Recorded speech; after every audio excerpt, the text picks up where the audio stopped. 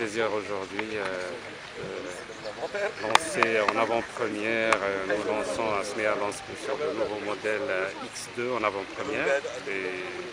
Les lancements mondiaux vont débarrer bientôt et nous, on a eu ce privilège de lancer en avant-première pour profiter bien sûr du lancement du trophée Castel dans le golfe de Dar es Salaam, un magnifique parcours. Le nouveau X2 se distingue par son prédécesseur, par sa ligne. C'est une allure beaucoup plus sportive, beaucoup plus dynamique, une vraie allure de coupé, parce que le X2 fait partie de la lignée des coupés 4x4, des SUV 4x4. Donc en même temps, il allie en même temps l'allure et la beauté d'un coupé et le côté pratique d'un SUV.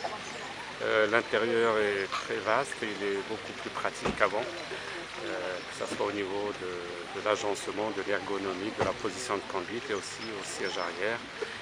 Et aussi pour le coffre, on a 100 litres de plus que l'ancien modèle. Et au niveau équipement aussi, dès le démarrage de la version de base, on ne peut plus parler d'ailleurs de version de base, on a tous les équipements de confort et de sécurité qui sont de série et aussi agrémentés par des équipements comme le toit panoramique, comme les sièges sport, comme les sièges baquets, comme les vernissages cuir, comme si les jantes, on a vu les feux LED et tout ce que demande le client en général, l'Apple CarPlay. Les motorisations, à la base, on aura le premier moteur et le plus important dans ce genre de véhicule, c'est le 4 cylindres diesel, donc le 18D, avec 150 chevaux. On aura aussi une version ultra sportive, la M35i, avec 300 chevaux.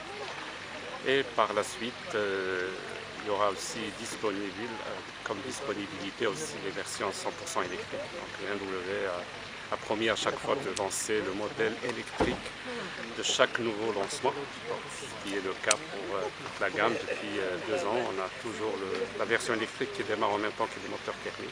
Et c'est au client de choisir son modèle. C'est une année exceptionnelle. On a battu nos propres records. On est à 3502 voitures, ce qui est excellent.